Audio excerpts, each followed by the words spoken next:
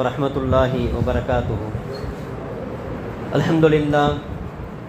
அல்ஹம்துலில்லாஹில்லதீ ஹதானா லிஹாதா வமா குன்னா லினஹ்ததிய லௌலா அன் ஹதானல்லாஹ் வஸ்ஸலாத்து வஸ்ஸலாமு அலா மன் அர்ஸலஹு பில் ஹுதா வ அலா ஆலிஹி த்வய்யிபீன் வ ஸஹாபிஹி த்வாஹிரீன். அம்மா பஅத். ஃபகத் கால அல்லாஹு தஆலா ஃபீ கலாமிஹில் கதீம் அல் ஃபுர்கானில் மஜீத். بعد أعوذ بالله من الشيطان الرجيم بفضل بسم الله الرحمن الرحيم. ذلك من أنباء الغيب نوحيه إليك صدق الله العلي العظيم. கண்ணியத்திற்குரிய அல்லாஹ்வின் நல்லடியார்களே, அல்லாஹ் தஆலா தன்னுடைய திருமறையிலே ஏராளமான வரலாறுகளை சொல்லி காட்டுகிறான். கிட்டத்தட்ட 1000க்கும் மேற்பட்ட வரலாறுகள் இந்த குர்ஆனிலே பொதிந்திருக்கிறது. அதிலே சாலிஹீன்களுடைய வரலாறையும் அல்லாஹ் சொல்லி காட்டுகிறான். லாலிமீன்கள், அதாவது அநியாயக்காரருடைய வரலாறுகளையும் அல்லாஹ் தன்னுடைய திருமறையிலே சொல்லி காட்டுகிறான். நல்லடியார்களை பற்றியும் சொல்லுகிறான். அதே நேரத்திலே அநியாயக்காரர்களை பற்றியும் அல்லாஹ் தன்னுடைய திருமறையிலே சொல்லி காட்டுகிறான். அப்படியாக அல்லாஹ் தன்னுடைய ரசூல் ஸல்லல்லாஹு அலைஹி வஸல்லம் அவர்களுக்கு நினைவூட்டும் விதமாக சொல்கிறான். ذَلِكَ مِنْ أَنْبَاءِ الْغَيْبِ نُوحِيهِ إِلَيْكَ. நபியே, உங்களுக்கு மறைவான விஷயங்களை எல்லாம் நான் உங்களுக்கு அறிவித்து தருகிறோம் என்பதாக அல்லாஹ் சொல்லி காட்டுகிறான். பல்வேறு இடங்களில் அல்லாஹ் வரலாறு சொல்லி கொண்டு வருவான். அப்படி சொல்லி கொண்டு வரும்பொழுது இறுதியிலே, நபியே, இதெல்லாம் மறைவான வரலாறுகள், இதை நாம் உங்களுக்கு அறிவித்து தருகிறோம் என்பதாக அல்லாஹ் தன் திருமறையில் சொல்லி காட்டுகிறான். அப்படியாக அந்த அடிப்படையிலே யூத சமூகத்தை சார்ந்த காரூனை பற்றி அல்லாஹ் அறிவித்து தருகிறான். அல்லாஹ் தன் திருமறையிலே காரூனை பற்றி பெருமானார் ஸல்லல்லாஹு அலைஹி வஸல்லம் அவர்களுக்கு அறிவித்து தருகிறான். இன்று ஓதப்பட்ட சூரத்துல் கஸஸிலே ஒரு 8 வசனங்களில் அல்லாஹ் அந்த காரூனுடைய வரலாறை குறித்து சொல்லி காட்டுகிறான். யார் இந்த காரூன்? அவன் ஒரு தனி மனிதன் தான். தனி மனிதனுடைய வாழ்க்கையை வைத்து அல்லாஹ் இந்த முழு சமுதாயத்தின் பல பாடங்களையும் படிப்பினையும் அங்கே வைத்திருக்கிறான். காரூன் என்ற அந்த ஒரு மனிதனுடைய அழிவு என்பது இந்த முழு மனித சமுதாயத்திற்கும் ஒரு பாடமாகவும் பல்வேறு படிப்பினைகள் நமக்கு காட்டுகிறது. இந்த காரூனுடைய வரலாறிலே அவன் கடைசியில் அவனுக்கு சொல்லக்கூடிய உபதேசங்கள் என்பது நம்முடைய வாழ்க்கையிலே எடுத்து நடக்க வேண்டிய பல்வேறு உபதேசங்களாக இருக்கின்றது. கிட்டத்தட்ட 3000 ஆண்டுகளுக்கு முன்பாக நடந்த ஒரு நிகழ்வு. எகிப்திலே இந்த காரூன் என்பவன் ஹஜ்ரத் மூசா அலைஹிஸ்ஸலாமுடைய சமூகத்தை சார்ந்த ஒருவன். இன்ன காரூன மின் கௌமி மூசா. மூசா அலைஹிஸ்ஸலாம் சமூகத்தை சார்ந்த இந்த காரூன் என்பவன் அவன் வாழ்ந்து வந்தான். அது மட்டுமல்ல, ஹஜ்ரத் மூசா அலைஹிஸ்ஸலாம் அவர்களுக்கு சகோதரன், தன் சிறிய தந்தையுடைய மகனாகவும் இருந்து வந்தான். எந்த அளவுக்கு என்று சொன்னால், ஹஜ்ரத் மூசா அலைஹிஸ்ஸலாம் அவர்களோடு ரொம்ப நெருக்கமாக இருந்தவன். மிம்மன் தஜாவஸல் பஹர. ஹஜ்ரத் மூசா அலைஹிஸ்ஸலாம் அவர்களோடு 6 லட்சம் நபர்கள் கடலை கடந்தார்கள். அதிலே 280 தலைவர்கள் இருந்தார்கள். அந்த 280 தலைவர்களில் முதன்மையான தலைவன் யார் என்று சொன்னார்? இந்த காரூனாகத்தான் இருந்தான். ஏராளமான திறமைகள், ஆற்றல் மிக்கவன், கொஞ்சம் நஞ்சமல்ல, அதிகமாக திறமைகளை உடையவன். எந்த அளவுக்கு என்று சொன்னால், தௌராத் வேதத்தை முழுவதுமாக மரணம் செய்து வைத்திருந்தான். தௌராத் வேதத்தை மரணம் செய்வது அவ்வளவு சுலபமான காரியம் அல்ல. அன்றைய காலத்திலே தௌராத்தை மரணம் செய்து வைத்தவர்கள் என்பது மிக மிக குறைவு. அதில் ஒரு அறிவிப்பில் சொல்லப்படுகிறது, 4 நபர்கள் தான் அந்த தௌராத் வேதத்தை மரணம் செய்திருந்தார்கள். அதில் ஒருவனாக இந்த காரூன் அந்த தௌராத் வேதத்தை மரணம் செய்து வைத்திருந்தான். அது மட்டுமல்ல, ஹுஸ்னு சௌத், அந்த தௌராத் வேதத்தை தன்னுடைய அழகான இனிமையான குரலால் ஓதக்கூடிய ஒரு ஆற்றலையும் பெற்றிருந்தான். அஅலமுன் நாஸ், மக்களிலே அதிகமாக அறிவாற்றலை பெற்றவனாகவும் இருந்தான். இந்த எல்லாவற்றுக்கும் மேலாக அல்லாஹ் அவனுக்கு செல்வத்தை வழங்கி இருந்தான். இறைவன் அவன் கொடுத்த பாக்கியங்களிலே மகத்தான ஒரு பாக்கியம் எது என்று சொன்னால், ஏராளமான செல்வங்களை கொடுத்திருந்தான்.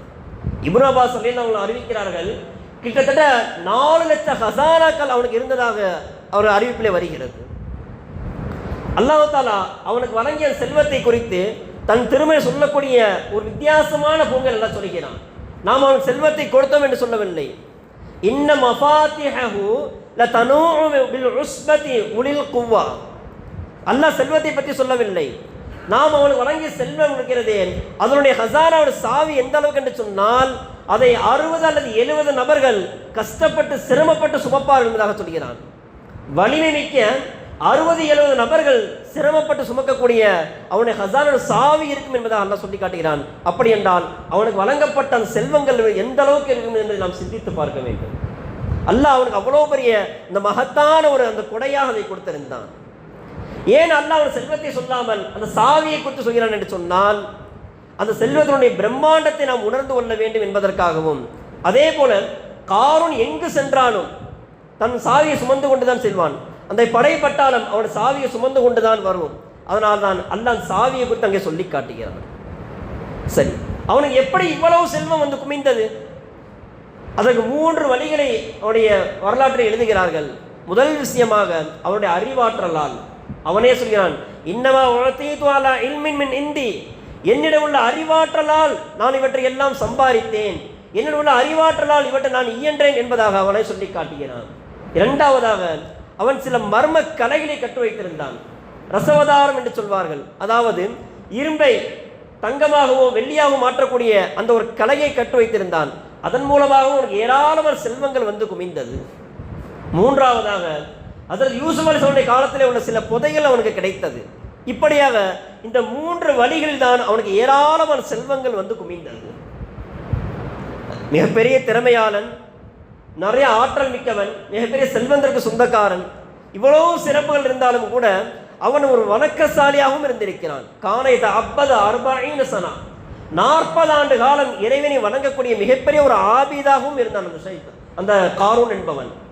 சரி, இப்படிப்பட்ட இந்த இவ்வளவு சிறப்புகளை, இவ்வளவு செல்வங்களை பெற்றிருந்த காரூன் எப்படி வழிகட்டான், எப்படி நாசமானான் என்பதற்கு அவனுடைய பல காரணங்கள் இருந்தாலும் ஒரே ஒரு காரணம் முதன்மையாக சொல்கிறார்கள், வரம்பு மீறி நடந்தான் என்பதாக. அதனுடைய துவக்கமாக அவன் மிகப்பெரிய ஒரு ஆபீதாக வணக்கசாலியாக இருந்தான். பொதுவாக ஷைத்தானை பொறுத்தவரை யாரையாவது வழிகெடுக்க வேண்டும் என்று சொன்னால் ஒவ்வொருவருக்கும் ஒவ்வொருமான யுக்தியை கையாளுவான். அப்படியாக காரூனை பார்த்தான், அவர் மிகப்பெரிய ஒரு வணக்கசாலியாக இருந்தான். அப்படி என்றால் அவருடைய போங்கிலே போக வேண்டும் என்பதற்காக தன்னை அவரை விட மிகப்பெரிய ஒரு வணக்கசாலியாக காட்டி அவரோடு ஒரு நெருக்கத்தை ஏற்படுத்தி கொண்டான். அந்த நெருக்கம் நாளடைவிலே காரூனை இபாதத்தை விட்டு கொஞ்சம் கொஞ்சமாக அகற்றி முழுவதும் இபாதத்தை விட்டு அவன் நீக்கிவிட்டது. இரண்டாவதாக பொறாமையை ஏற்படுத்தினான். நீ எவ்வளவு திறமை மிக்கமாக இருக்கிறாய், உன்னுடைய ஆற்றல் எவ்வளவு இருக்கிறது, எவ்வளவு பெரிய செல்வந்தனாக இருக்கிறாய், அப்படி இருந்தும் கூட மூசா உன்னை அருகில் வைக்காமல் ஹாரூனை அருகில் வைத்திருக்கிறாரே. அது மூசா அலைஹிஸ்ஸலாம் அவர்களும் ஹாரூன் அலைஹிஸ்ஸலாம் நெருக்கமாக இருப்பார்கள். நீ இவ்வளவு திறமைகள் இருந்தும் வசதிகள் இருந்தும் மூசா உன்னை அருகில் சேர்க்காமல் ஹாரூனை சேர்த்திருக்கிறார் என்பதாக அந்த பொறாமையை ஏற்படுத்தினான். இந்த உலகத்தை பெரும்பான்மையான பாவங்களுக்கு அடிப்படை காரணம் இந்த பொறாமை தான். மூன்றாவதாகத்தான் அவனுடைய வரம்பு மீறக்கூடிய தன்மையை குறித்து சொல்லுகிறார்கள். அந்த வரம்பு மீறலுடைய முதல் கட்டமாக அவன் தன்னை மட்டுமே உயர்ந்தவன், மற்ற எல்லாரையும் மட்டமாக கருதி வந்தான். தான் மட்டும்தான் உயர்ந்தவன், தனது செல்வம் இருக்கிறது, அறிவாற்றல் இருக்கிறது, திறமை இருக்கிறது, எனவே தன்னை விட மற்ற எல்லோரும் மட்டமானவர் என்ற ஒரு நிலையிலே எண்ணி வந்தான். அதனுடைய அடுத்த கட்டமாக என்ன செய்தான் என்று சொன்னால், அவனுக்கு எதிராக யாராவது செல்வம் வைத்திருக்கிறார்கள், சொத்து சேர்க்கிறார்கள் என்று சொன்னால் அவர்கள் முன்ன அந்த செல்வங்களை, சொத்துக்களை எல்லாம் அபகரிக்க ஆரம்பித்தான். இந்த வரம்பு மீதனுடைய அப்படியே தொடர்ந்து உச்சகட்டமாக அது மூசா அலைஹிஸ்ஸலாம் அவர்களோடே போட்டி போட ஆரம்பித்து விட்டான். எந்த அளவுக்கு என்று சொன்னால், அது மூசா அலைஹிஸ்ஸலாம் அவர்களே நசீஹத் செய்து கொண்டிருக்கார் தன் சமுதாய மக்களுக்கு. அப்பொழுது காரூன் வருகிறான், தன்னுடைய படை பட்டாளத்தோடு வருகிறான். அவன் வருகின்ற பொழுது அவனுடைய வருகையை பார்த்து அந்த மக்கள் எல்லாம் அவன் பக்கம் திரும்பி பார்க்கிறார்கள்.